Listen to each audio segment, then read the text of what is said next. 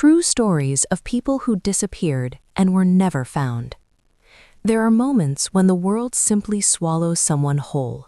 No warning, no trace, no explanation that makes sense in the light of day or the darkness of sleepless nights. Just absence where a person once stood, breathed, existed.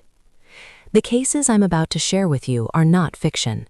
They are not embellished for effect. They are documented disappearances that have left families searching, investigators baffled, and the rest of us staring into a void we cannot understand. These are stories of people who walked into the unknown and never returned. Let's begin with a night that started like any other, in a place where college students gather to forget about exams and responsibilities for just a few hours. Columbus, Ohio, March 31st, 2006. The Ugly Tuna Saloon, a campus bar frequented by Ohio State University students, was packed with young people celebrating the start of spring break. Among them was Brian Shaffer, a 27-year-old second-year medical student with a bright future stretching out before him like an open road. Brian was tall, athletic, well-liked. He had recently lost his mother to a rare form of cancer called myelodysplasia, and friends said the loss had been difficult for him, though he seemed to be handling it with the kind of quiet strength that makes people admire you from a distance. He had a girlfriend, Alexis Wagner, also a medical student. Their relationship was serious. People who knew them both believed Brian would propose soon, probably during the trip to Miami they had planned for spring break. Everything in his life pointed forward. There was no reason to believe he would simply vanish. That night, Brian met his friend Clint Florence around 9 p.m. They started at the Ugly Tuna Saloon, then spent the next few hours bouncing between bars along North High Street, the artery of nightlife near campus. They were doing what thousands of college students do every weekend, taking shots, laughing, letting the weight of the week dissolve into the noise and the crowd. Around midnight, they ran into Meredith Reed, a friend of Clint's, who offered them a ride back to the Ugly Tuna. The bar was on the second floor of a building. You accessed it by escalator. There was no other public exit, just the escalator and a service door that led to a construction area, but that door was supposed to be locked and inaccessible to patrons. Security cameras captured Brian at 1:55 a.m., just outside the entrance to the bar. He was talking to two women, both of whom were later identified and interviewed. The conversation appeared casual, brief. Then Brian turned and walked back into the bar, disappearing from the camera's view. The bar closed 5 minutes later, at 2 a.m. Everyone filed out. Clint and Meredith left, assuming Brian had already gone home or was somewhere in the crowd. They tried calling him, no answer. Brian Shaffer was never seen leaving the Ugly Tuna Saloon. He was never seen again at all.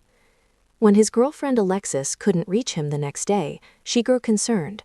Brian was supposed to meet his father for lunch. He didn't show. His father, Randy Shaffer, who had just lost his wife and was clinging to the pieces of his family that remained, began to worry. By that evening, when Brian still hadn't surfaced, the family reported him missing. Police reviewed the security footage extensively. They checked every angle, every camera in and around the building. There is footage of Brian entering the bar at 1:55 a.m. There is no footage of him leaving.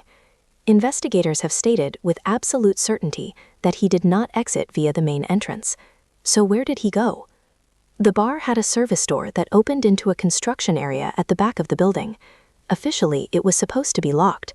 But construction sites are chaotic places, and some have theorized that Brian could have slipped out through that door, either intentionally or by accident. If he did, he would have emerged into a space that was dark, unfamiliar, full of debris and unfinished structures. From there, he could have accessed other parts of the building or exited onto the street in a location not covered by cameras. But why would he leave that way? And if he did, what happened next? Search dogs were brought in. They followed a scent to areas around the bar but found nothing conclusive. Extensive searches of the surrounding streets, the Olentangy River, vacant buildings, and construction sites yielded no trace of Brian. No body, no clothing, no phone, no wallet, nothing. His cell phone was never recovered, but there was one strange detail. In September 2006, several months after his disappearance, Alexis called Brian's phone as she had done every night since he vanished. Usually it went straight to voicemail, the battery long dead. but that night it rang 3 times before going silent. Cell tower data suggested the phone was in Hilliard, Ohio, about 14 miles from Columbus. Authorities investigated, but the lead went nowhere. It remains one of the most unsettling details of the case. Clint Florence, Brian's friend, became a focal point of suspicion, not because there was evidence against him, but because of what he refused to do. He initially cooperated with police, but then he hired a lawyer and declined to take a polygraph test. This raised questions. Why would someone refuse if they had nothing to hide? Clint has never publicly explained his reasons, and police have never named him as a suspect. But the silence around his refusal has fed speculation for years. Brian's father, Randy Shaffer, searched tirelessly for his son. He consulted a psychic who told him Brian's body was in the water near a bridge. Randy, along with Brian's younger brother Derek, spent months wading along the shores of the Olentangy River, searching near bridges, hoping to find something that would bring closure. They found nothing. In 2008, Randy Shaffer was killed in a tragic accident. A tree branch struck him during a storm. He died, never knowing what happened to his son. Shortly after his death, someone posted a condolence message in his online obituary. It was signed, "To Dad, love Brian, Virgin Islands." The post was brief, strange, and impossible to verify. It has never been confirmed whether it was truly from Brian or a cruel hoax. The family believes it was not him. Brian Shaffer's case remains open. There are no answers, just theories, just questions, just the footage of a young man walking back into a bar and never walking out. Now let's travel to New Hampshire, February 9, 2004. A cold Monday evening on a rural stretch of Route 112, a winding road that cuts through the White Mountains. This is where Maura Murray, a 21-year-old nursing student from the University of Massachusetts Amherst, drove her car into a snowbank and disappeared into a mystery that has consumed investigators, journalists, and internet sleuths for over 2 decades. Maura was an overachiever. She had attended the United States Military Academy at West Point before transferring to UMass Amherst. She was a talented runner, close with her family, and by all accounts, a young woman with a promising future. But on the morning of February 9th, she sent emails to her professors claiming there had been a death in the family and that she needed to take time off. There had been no death. The family has confirmed this. So why did she lie? That afternoon, Maura withdrew almost all of her money from an ATM. She went to a liquor store and bought several bottles of alcohol.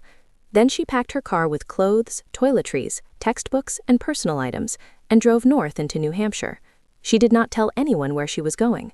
She did not make a reservation at any hotel or rental property, though she had called a condo in Bartlett, New Hampshire earlier that day. The owner said no reservation was made. Maura's destination remains unknown. Around 7:30 p.m., a driver reported seeing a car off the road on Route 112 near the village of Woodsville. A local school bus driver, Bruce Atwood, stopped to help. He found Maura standing outside her black Saturn sedan, which had crashed into a snowbank. She appeared shaken but refused his offer to call the police. She said she had already called AAA, which was a lie. Atwood, concerned, went home and called authorities anyway. When police arrived less than 10 minutes later, Maura was gone. Her car was locked. The airbags had deployed. Inside, police found her belongings, textbooks, clothing, a box of wine with a receipt showing she had purchased it that afternoon. There were red stains on the ceiling and door, later tested and determined not to be blood. There was a Coke bottle that appeared to contain a red liquid. Her phone, wallet, and almost all of her personal items were still in the vehicle, but Maura herself was nowhere to be found. Search efforts began immediately. Police, search dogs, helicopters, and volunteers combed the surrounding woods and roads. The searches continued for weeks, then months. They found nothing. No footprints leading away from the car, no clothing, no sign that she had walked into the woods or along the road. It was as if she had simply evaporated. One of the most perplexing aspects of Maura's case is the question of why she went to New Hampshire at all. She had no known connection to the area where she crashed. She had not told her family or friends where she was going. Some have speculated that she was running away from something, perhaps stress from school, perhaps trouble related to a credit card fraud charge from a few months earlier, or perhaps personal issues that she kept hidden. Others believe she was meeting someone. There are theories that she had arranged to meet a person in New Hampshire, someone who may have picked her up after the accident. But who, and why the secrecy? In the years since, tips have poured in from across the country. Possible sightings in Canada, in other parts of New England, even overseas. None have been confirmed. In 2004, a man came forward and gave Maura's father a rusty knife, claiming it belonged to his brother, who lived near the crash site and may have been involved. The brother allegedly acted strangely after Maura's disappearance and scrapped his car shortly after. But the tip led nowhere. The man who provided the knife had a history of drug use and was later believed to have fabricated the story in hopes of a reward. In 2022, authorities conducted a new search in the towns of Llandaff and Easton, about 5 miles from where Maura's car was found. They searched areas that had only been briefly examined before. Again, they found nothing. Maura Murray's family has never stopped looking for her. Her sister, Jodi Murray, has become a fierce advocate, creating a podcast, using social media to keep the case alive, and pushing for new investigations. In 2024, on the 20th anniversary of Maura's disappearance, the FBI released an age-progressed photo showing what she might look like at 41 years old. The family remains hopeful, even as the years stretch on, that one day they will have answers. But for now, Maura Murray is simply gone. The road she drove that night, the snow that surrounded her car, the trees that line Route 112, they all keep their secrets. Let's move now to a case that feels almost surreal in its strangeness. July 8, 2014, Varna, Bulgaria. Lars Mittank, a 28-year-old German man, was supposed to board a flight home after a week-long vacation at the Golden Sands Resort with friends. Instead, he ran out of the airport in a state of panic and vanished into the countryside. The entire event was captured on security cameras, and the footage has been viewed millions of times online, earning Lars the unfortunate title of the most famous missing person on YouTube. Lars was from Itzehoe, a small town in northern Germany. He was quiet, responsible, health-conscious. He worked at a power plant and had a girlfriend. A stable life, no history of mental illness or erratic behavior. His trip to Bulgaria in late June 2014 was his first time traveling outside of Germany. The vacation started normally. He and his 5 friends spent their days on the beach, swimming, playing football, going to clubs. It was a typical summer holiday. But on July 6th, the night before they were supposed to fly home, something happened. Lars got into an argument at a bar with a group of German tourists over football. Lars supported the football club SV Werder Bremen. The other group supported Bayern Munich. The disagreement escalated. Later that night, Lars left the bar and disappeared for several hours. When he returned to the resort the next morning, he told his friends he had been beaten up by 4 men, either the same group from the bar or people hired by them. The details varied depending on which friend recounted the story. Lars had a ruptured eardrum and an injured jaw. A doctor examined him and advised him not to fly due to the injury. The doctor prescribed an antibiotic called cefprozil.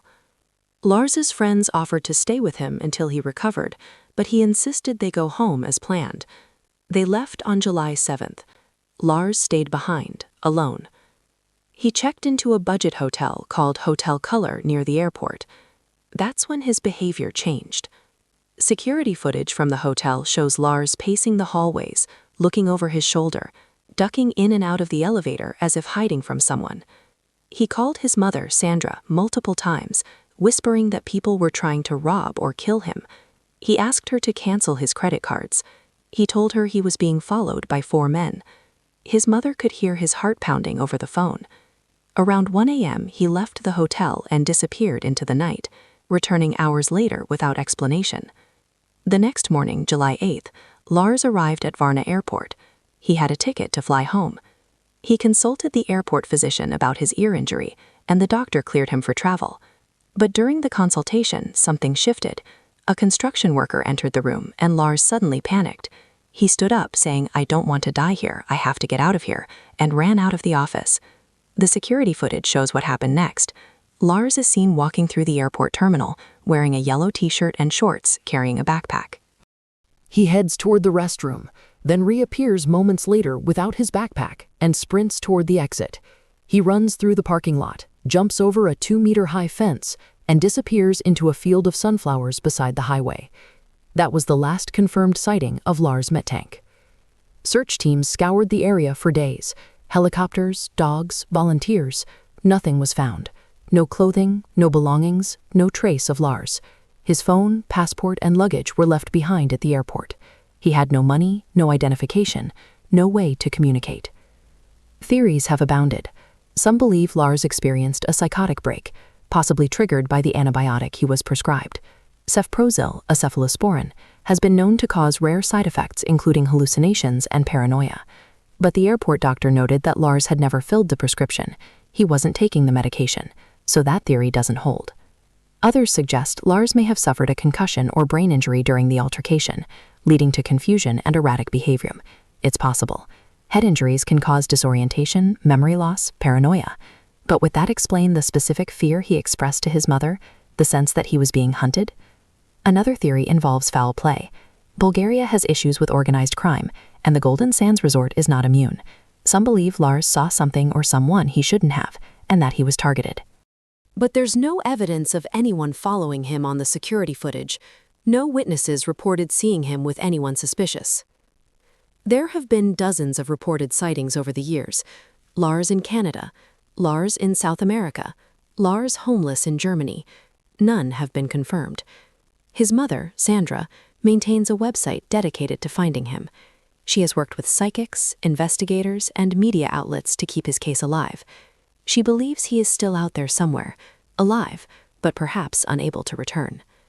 Lars Mittank is still missing. The footage of him running through the airport, the fear in his movements, the desperation, it haunts anyone who watches it. What was he running from? Where did he go? And why has no trace of him ever been found? Let's return to the United States now. Minnesota, May 14, 2008.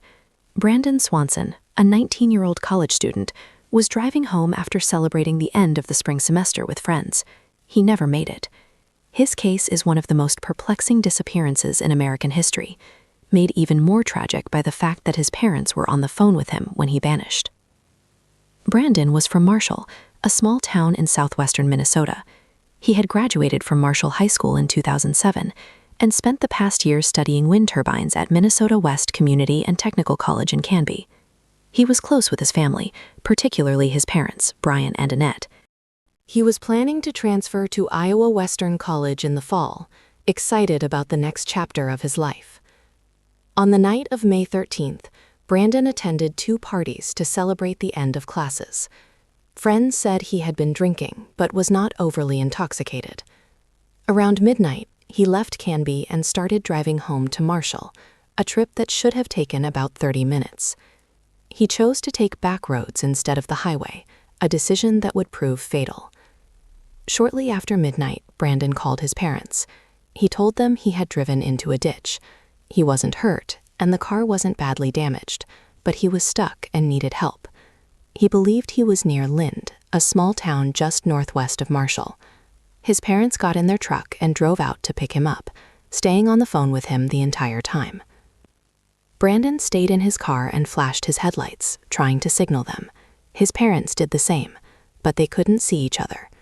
They drove around for nearly an hour, calling out to each other over the phone, trying to find one another in the darkness. Finally, around 1:30 a.m., Brandon gave up waiting. He told his parents he could see lights in the distance that he thought led to Lind. He said he was going to walk toward them. His father told him to head for the parking lot of a local bar, and they would meet him there. Brandon left his car and started walking. He stayed on the phone with his father, describing what he saw: fields, gravel roads, the occasional farm. The conversation continued for 47 minutes. Then, at 2:30 a.m., Brandon suddenly interrupted himself. "Oh shit," he said, and then silence. His father called his name. No response. The line was still open, but Brandon was gone. His parents tried calling back repeatedly. No answer. The next morning, they reported him missing. Police were initially hesitant to start a search, telling the family that it wasn't uncommon for young men Brandon's age to take off for a day or two. But as the hours passed and cell phone records were analyzed, the situation became more urgent. Brandon's car was found later that day, but not near Lind. It was near Taunton, Minnesota, about 25 miles from where Brandon thought he was. The car was in a ditch, just as he had described, but there was no sign of Brandon. Search dogs were brought in. They followed a scent from the car to the banks of the Yellow Medicine River, then across the river to a gravel road on the other side, and then the trail went cold. Massive searches were conducted over the following months and years. Helicopters, divers, volunteers, cadaver dogs, over 122 square miles were searched. Nothing was ever found. No clothing, no phone, no body. It was as if Brandon had simply stepped off the face of the earth. The most haunting part of Brandon's case is the question of what happened in those final seconds. What did he see that made him say, "Oh shit"? Did he fall into the river? Did he encounter someone? Did he step into a hidden well or cistern? The terrain in that area is rural, full of ditches, culverts, old farm equipment, and bodies of water. It would be easy to have an accident in the dark, especially if you were disoriented and walking through unfamiliar fields. But if Brandon had fallen into the river, his body should have surfaced eventually. Rivers carry things downstream, and the Yellow Medicine River was thoroughly searched. The same is true for Mud Creek, another body of water in the area. If he had drowned, something should have been found by now. Some have theorized that Brandon was the victim of foul play, that he encountered someone on those dark roads who harmed him and hid his body. But there's no evidence to support that. No reports of suspicious activity in the area that night. No witnesses, no motive. Brandon's parents have never stopped searching. For years, they left their porch light on every night, a symbol of hope that their son would find his way home. They worked tirelessly to pass Brandon's Law in 2009, legislation that requires police in Minnesota to immediately investigate missing adult cases, even if there's no obvious sign of foul play. The law was designed to prevent the delays that hampered the search for Brandon in those crucial early hours. But the law couldn't bring Brandon home. He remains missing. His family remains without answers. There is a particular kind of grief that comes with not knowing. It's different from the grief of death, where there is a body, a funeral, a grave to visit. The families of the missing live in a suspended state, unable to fully mourn because there is always the possibility, however slim, that their loved one might return. They scan crowds, they answer unknown phone calls with held breath, they chase leads that almost always go nowhere. Brian Shaffer's girlfriend called his phone every night for months, hoping he would answer. Maura Murray's family still receives tips, still searches. Sandra Mittank updates her website, still believing her son is alive somewhere. Brandon Swanson's parents left their porch light on for years, a beacon in the dark. These cases share common threads. In each, there was no clear motive for the person to disappear. They were not running from the law, not fleeing debts or dangerous relationships. They were ordinary people in ordinary situations that turned extraordinary in an instant. In each case, despite extensive searches, modern technology, and public attention, no physical evidence was ever found.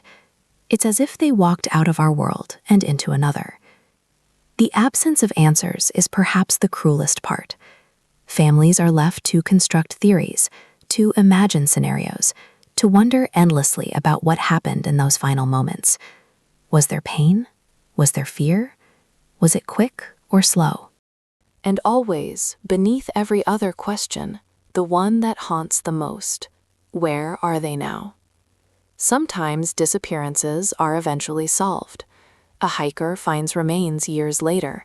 A deathbed confession emerges. A piece of evidence surfaces that connects the dots. But many cases remain open indefinitely. Files gathering dust in police stations, families growing older, hope fading, but never quite extinguished. The world is vast, and it's easier to vanish than we like to believe. There are places where bodies can remain hidden for decades. Dense forests, deep waters, abandoned buildings, remote stretches of land where no one ever goes. Technology has improved, but it's not infallible. Cameras don't cover every corner, cell phone pings can be misleading, witnesses misremember, evidence degrades. And sometimes, people just disappear. If you've stayed with me through these stories, you've glimpsed the edges of something most of us try not to think about, the fragility of our presence in the world. We assume that people can't just vanish, that there are always answers, that the universe follows rules we can understand. But cases like these remind us that the world is stranger and darker than we want to admit. There are gaps in our understanding, holes in the fabric of reality where people slip through and are never seen again. The phenomenon of these disappearances extends beyond individual tragedy. Each case creates ripples that spread outward, touching hundreds or thousands of lives. Investigators spend years chasing leads that go nowhere.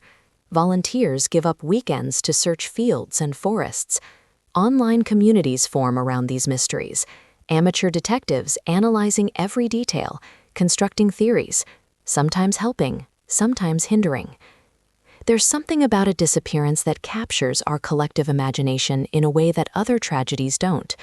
Perhaps it's because disappearances leave room for hope, however false that hope might be. Perhaps it's because they remind us of childhood fears, the terror of getting lost, of being alone in the dark with no way home. Or perhaps it's simply that human beings cannot tolerate unanswered questions. We need narratives that make sense, and disappearances deny us that comfort.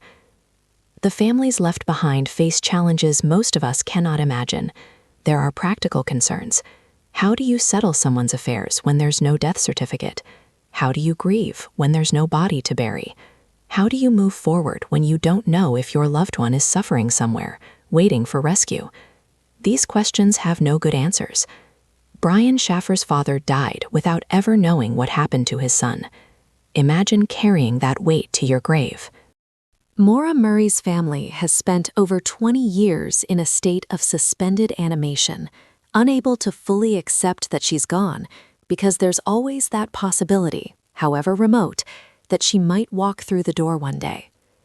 Brandon Swanson's mother and father lived with their porch light burning for years, a small act of defiance against the darkness that took their son. These are the human costs we don't always consider when we read about disappearances. Behind every missing person poster, every unsolved case file, every cold case website, there are real people living with unbearable uncertainty. They wake up every morning not knowing.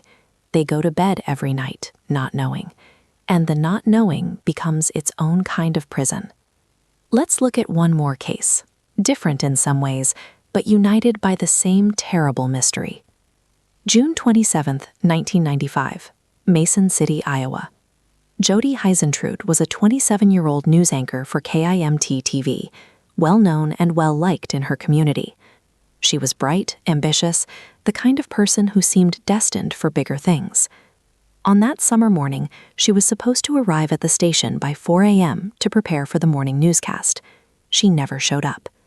When Jodi didn't arrive at work and didn't answer phone calls, her producer grew concerned. This wasn't like her. Jodi was reliable, professional.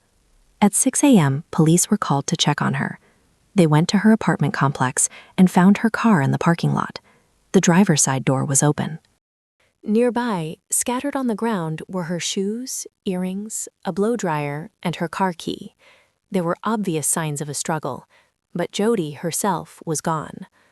Witnesses reported seeing a white van in the parking lot around the time Jodi would have been leaving for work. One neighbor heard what sounded like a scream, but it was brief, cut off quickly. No one thought much of it at the time.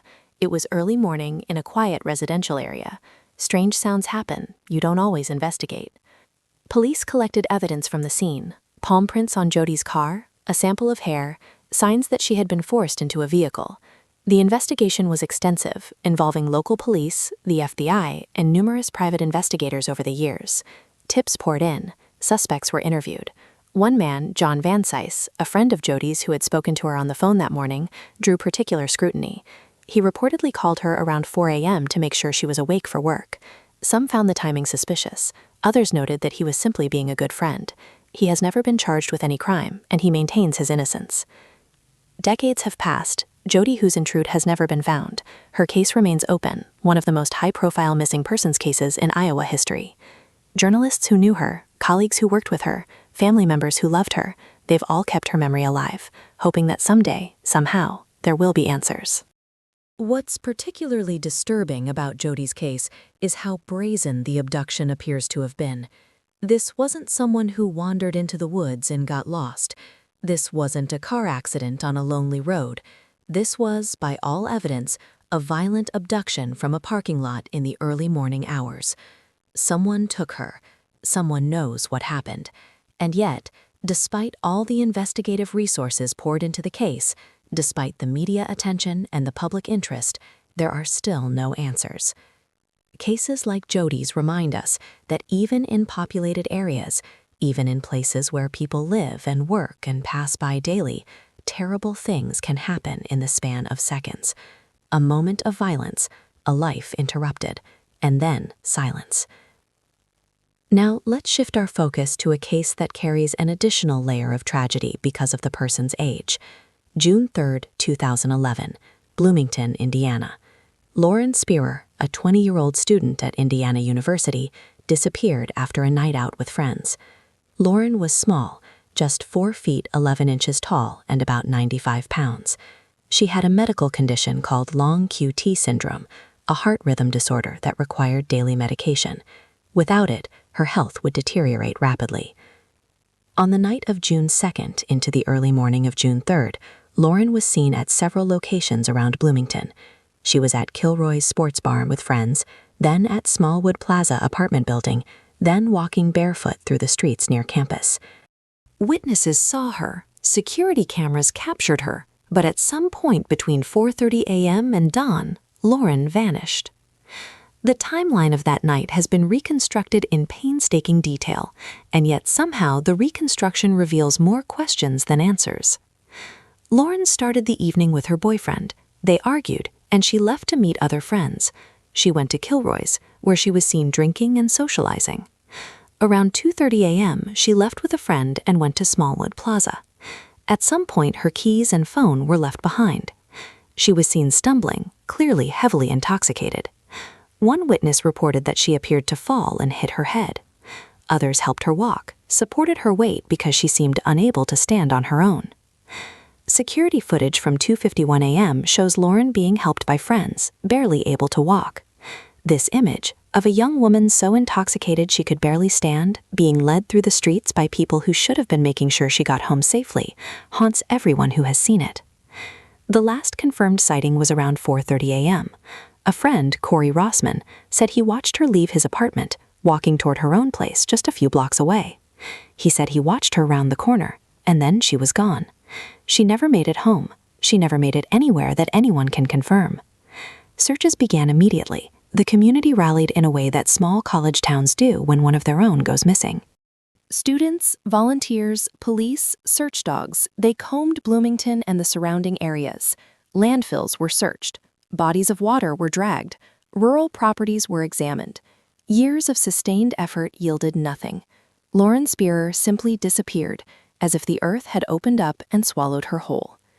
The case became complicated by the number of people who saw Lauren that night, the various locations she visited, the conflicting accounts of who was with her when, and most troubling of all, the silence that descended after she vanished.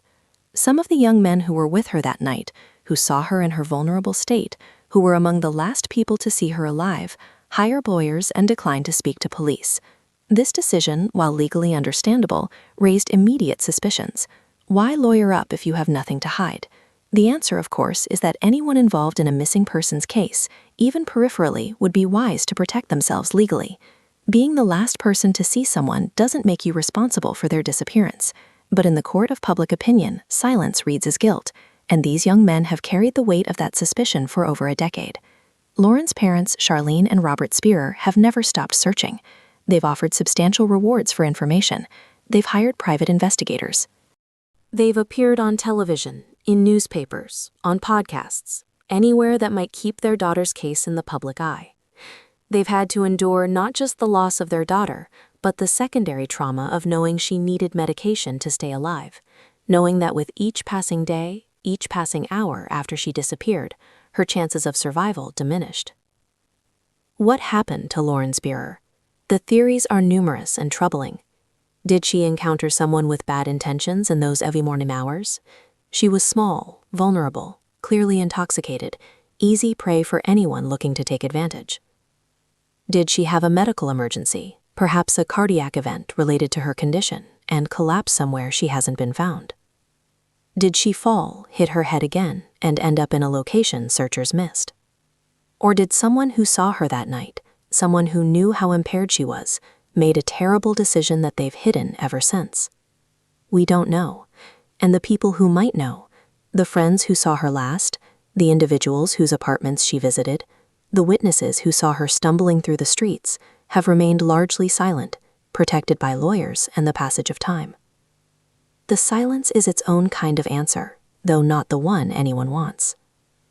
When people refuse to speak, when they lawyer up and decline interviews, when they watch someone walk away into the darkness and don't make sure they get home safe, it tells us something about the world we live in. It tells us that sometimes people value their own protection over truth, their own futures over closure for a grieving family. But we must also acknowledge the complexity here. These were college students, barely adults themselves, thrust into a nightmare not of their making. Being questioned repeatedly by police, having your name circulated in connection with a disappearance, facing accusations and suspicions from strangers, this takes a psychological toll.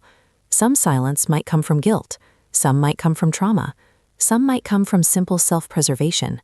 We cannot know which. What we do know is that Lauren Spearer is gone, her medication left behind, her future erased in a single night of poor decisions and bad luck, and perhaps something darker that we may never fully understand. These disappearances, spread across years and geography, share common elements that emerge when you study them together. First, there's often a moment of transition. Brian Shaffer walking back into a bar, Maura Murray driving away from a car accident, Lars Mittank running from an airport, Brandon Swanson walking into the darkness, Jodi Huisentruit leaving her apartment for work, Lauren Spearer walking home in the early morning. These are liminal moments, thresholds between one state and another, and in these thresholds, people vanish. Second, there's the absence of evidence. In an age of surveillance cameras, cell phone towers, GPS tracking, and digital footprints, it's remarkable that people can still disappear so completely. We like to think we live in a transparent world, that everyone can be found, that privacy is dead and every movement is tracked. But these cases prove that's not true. There are still blind spots, still ways to fall through the cracks, still places where the watching eyes don't reach. Third, there's the element of timing. Many of these disappearances happen in the early morning hours, that strange time between night and day, when most people are asleep, when witnesses are scarce, when the world is quiet and dark. It's the time when our defenses are down, when we're tired, sometimes intoxicated, not at our sharpest. It's also the time when predators know they're least likely to be seen. Fourth, there's the maddening closeness of potential answers. In almost every case, there are people who know more than they're saying. Clint Florence, who won't take a polygraph about Brian Shaffer. The friends who were with Lauren Spearer and won't talk. The person who may have seen Lars Mittank after he ran from the airport but has never come forward. The witness who might have seen Maura Murray accept a ride. These fragments of knowledge exist somewhere, held by someone, and that makes the lack of answers even more frustrating. The statistics around missing persons are both reassuring and terrifying. In the United States, hundreds of thousands of people are reported missing every year. The vast majority, around 90%, are found within a few days. They're teenagers who ran away and came back, adults who needed space and returned, people who got lost hiking and were rescued. But that remaining 10%, those who stay missing for weeks, months, years, their numbers are still staggering. As of recent data, there are tens of thousands of long-term missing persons cases in the United States alone. Some of these people are deceased, their bodies simply never recovered. Some may have chosen to disappear, starting new lives under new identities, though this is rarer than movies would have you believe. And some are victims of crimes, their remains hidden or destroyed, their cases unsolved. What makes certain cases capture public attention, while others fade into obscurity? Often, it's a combination of factors: the victim's background, the mystery of the circumstances, media coverage, and sometimes just timing. Brian Shaffer's case went viral because of the security camera footage showing him entering but never leaving a bar. Lars Mittank became the most famous missing person on YouTube because of dramatic surveillance video. Maura Murray's case has been dissected endlessly because of its layers of mystery and the question of why she went to New Hampshire. But for every famous disappearance, there are hundreds that remain unknown outside their immediate communities. People who vanished without the benefit of extensive media coverage, without viral videos, without amateur detectives obsessing over every detail online. Their families grieve just as deeply, the mysteries are just as profound, but the world doesn't notice. There's a randomness to disappearances that's difficult to accept. We want to believe that if we're careful, if we make smart decisions, if we stay in safe places and don't take foolish risks, we'll be fine. But these cases challenge that belief. Brian Shaffer was at a college bar with friends. Maura Murray was driving on a public road. Brandon Swanson was talking to his parents on the phone. Lauren Spearer was walking home in a college town. These weren't people engaging in high-risk behavior in dangerous locations. They were doing ordinary things that millions of people do every day without incident. And yet, they disappeared. This is what makes these cases so unsettling. They could happen to anyone. There's no formula for avoiding them, no set of precautions that guarantees safety. Life is more fragile than we like to admit, and the world is stranger than we want to believe. For the investigators who work these cases, the lack of closure weighs heavily. Police officers, FBI agents, private investigators, they spend years chasing leads, interviewing witnesses, searching locations, all in hopes of finding that one piece of evidence that will crack the case open. Most of the time, they come up empty. The cases go cold. Resources are diverted to more recent disappearances. Files are stored away, and the investigators move on to other cases, carrying the weight of the unsolved ones with them. Some investigators become obsessed. They can't let go. They work on cases long after they've retired, driven by a need to find answers, to bring closure to families who deserve it. These are the detectives who show up at press conferences years later, still appealing for tips, still believing that the breakthrough is just around the corner. And sometimes it is. Sometimes a case that's been cold for decades suddenly heats up. A witness who was afraid to speak comes forward. New technology allows old evidence to be re-examined. A deathbed confession is recorded. These moments are rare, but they happen. They give hope to families who have been waiting for years. But often, the answers never come, and that's the reality we have to face. Not every mystery gets solved. Not every disappearance has a resolution. Some people vanish, and they stay vanished, and we're left with nothing but questions and the terrible knowledge that somewhere, in some place we haven't looked, there might be answers we'll never find. If you've listened this far, you've spent time with the stories of people who walked out of our world and never returned. You've heard about the searches, the theories, the heartbreak of families who refuse to give up. These aren't just stories. They're real lives, real losses, real pain that continues to this day. If you have any information about Brian Shaffer, Maura Murray, Lars Mittank, Brandon Swanson, Jodi Huisentruit, or Lauren Spearer, please contact the appropriate authorities. These families are still searching. They still need answers. And your tip, no matter how small it might seem, could be the piece that finally brings them home. Thank you for listening to these stories with the attention and respect they deserve. If you found this exploration of true disappearances compelling, I'd appreciate it if you'd take a moment to like this video and subscribe to the channel. There are more dark stories waiting to be told, more mysteries that deserve attention, and I'll be here to guide you through them, always with care for the truth and respect for those who suffer. Until next time, stay safe, and remember that the world holds more questions than answers. Sometimes the darkness keeps its secrets, and all we can do is bear witness to those who were lost to it.